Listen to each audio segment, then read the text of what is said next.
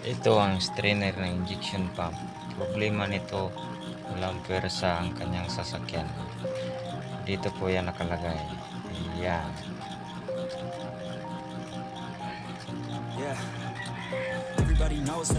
Yan, dyan nakalagay strainer. Ito na yung strainer, tapos may spring po yan.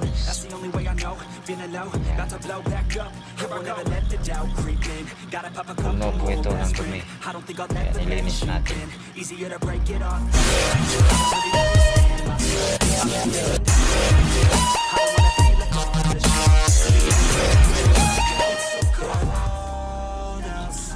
Tapos na natin nalinis, babalik na natin ito strainer.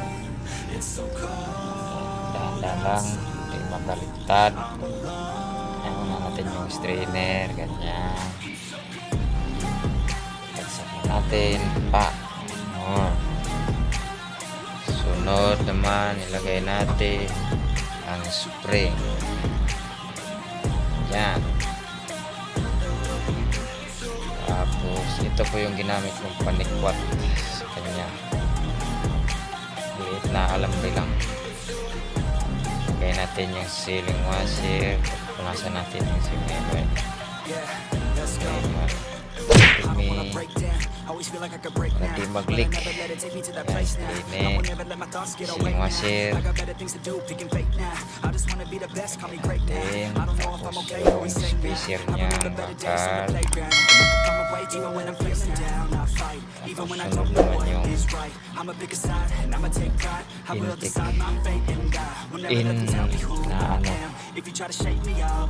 fuel in line.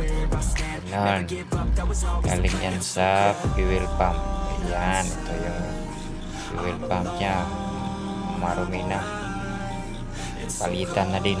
Ayan, puro tubig. Dumi.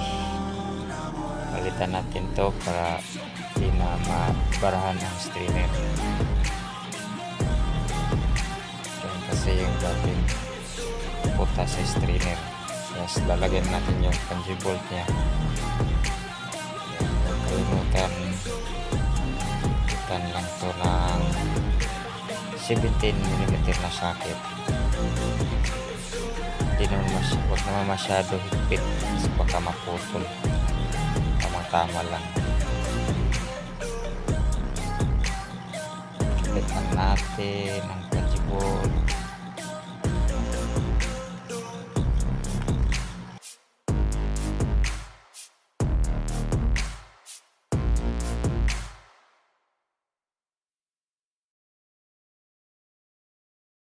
A few moments later.